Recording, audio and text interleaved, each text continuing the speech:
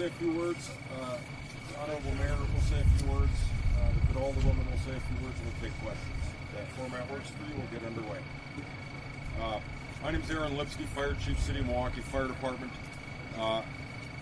Several hours ago, reports of a fire at 4821 North 22nd Street were received. This is Hampton Gardens, very well known to the fire department. We do spend a lot of time here on medical runs and other minor nuisance issues related to burnt food, such things like that. Spend a lot of time at this address. On arrival, they found extremely heavy smoke pushing from the second and third floors. As you can see, this is a cross-shaped building, 3 stories tall. So this whole wing appeared to be pretty well charged with smoke on the second and third floor. They had numerous people on both sides of this wing hanging from windows on the second and third floor.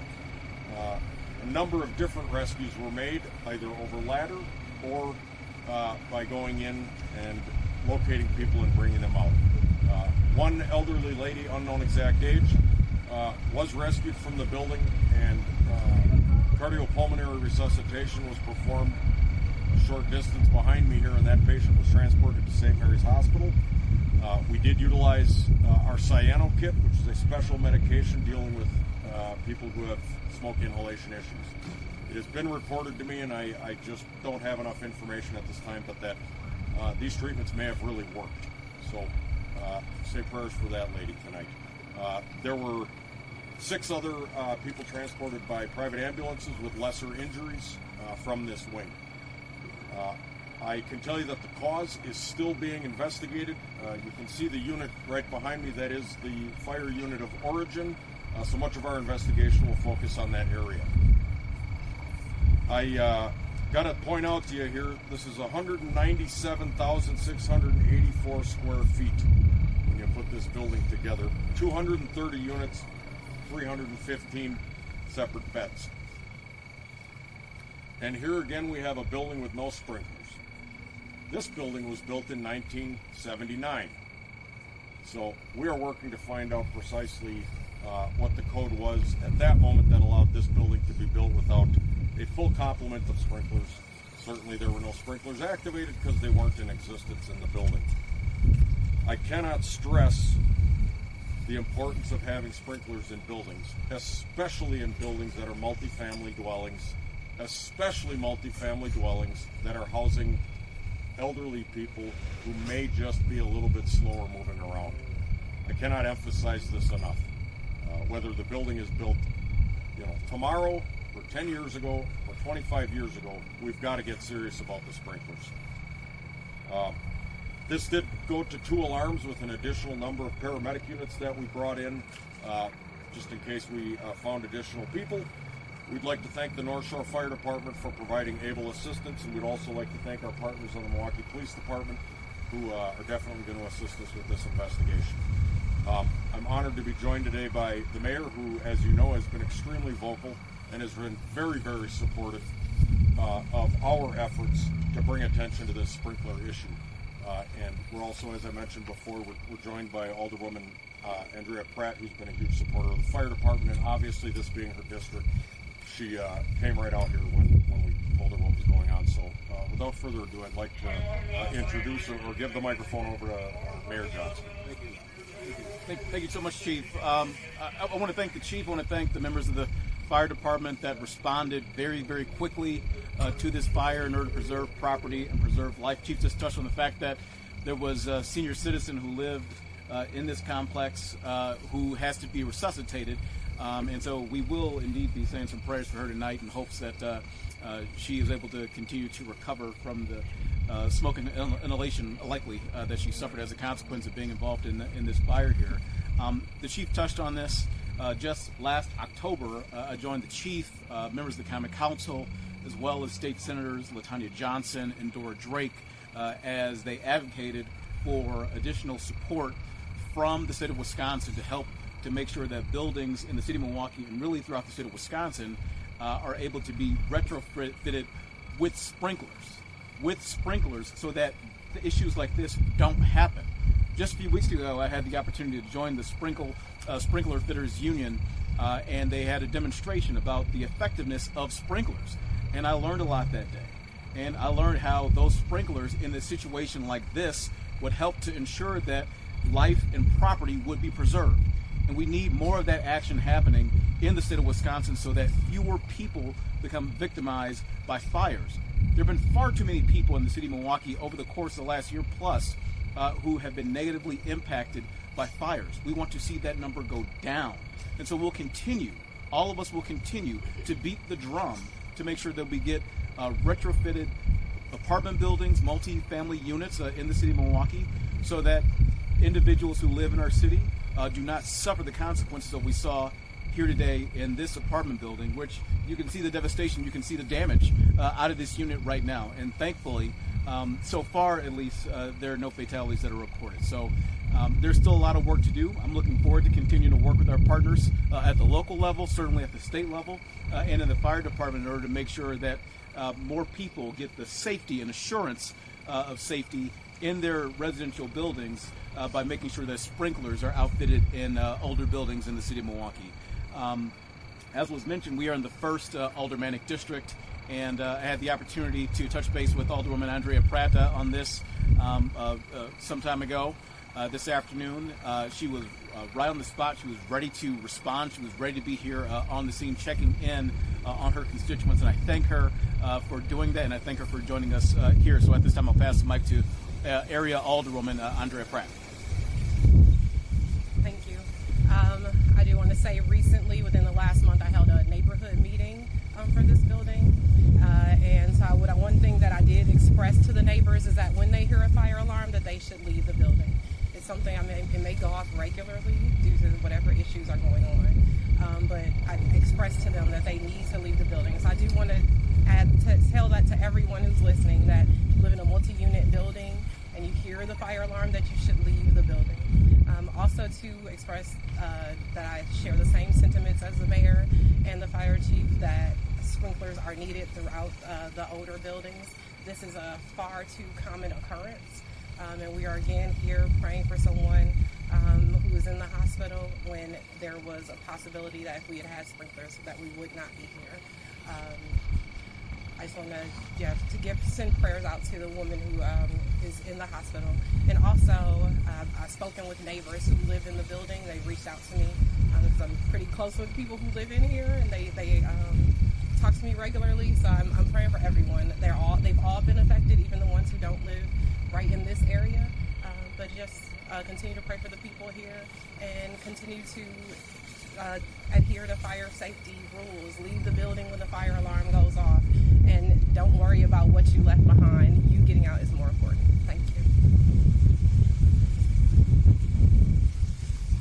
So that's our briefing for you. We'd be happy to take a few questions. Chief Lipsky, one of the residents said that they believe it's arson. One of the daughters in that apartment set the couch on fire. Is there any variability to that? We can't confirm or deny that. We're still investigating. I don't have that information personally. Is there a number? Do you guys have an estimate of how many people are displaced at this time? Great question. I probably should have mentioned. So we were able to keep some people sheltered in place in the other three wings of this cross-shaped building. Just this one wing, and I would say with 230, we're probably looking at 80 units that have been displaced right now. The Department of Neighborhood Services is coming to help us verify if we're going to be able to reoccupy some parts of even this wing. Yes.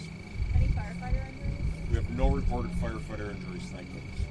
Chief Lipsky and Mayor Johnson, it appears that sprinklers weren't the only issue. We looked up Department of Neighborhood Services records, and it shows that building owners did not pass inspections in November and December of 2025. Inspectors flagged missing fire extinguishers, smoke alarms with low batteries that were chirping, and it says after an inspection on December 30th, they were referred to court.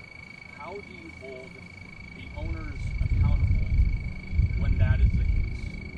So we do a full-scale evaluation of the DNS records, and I was on the phone with the Commissioner of DNS on the way down here on these very issues. So let me just say, I'm thankful that we have as aggressive an approach as we do from the Commissioner of DNS. How do we hold them accountable? boy, I guess if I could come up with that answer for you here right now, we could solve a whole lot of problems.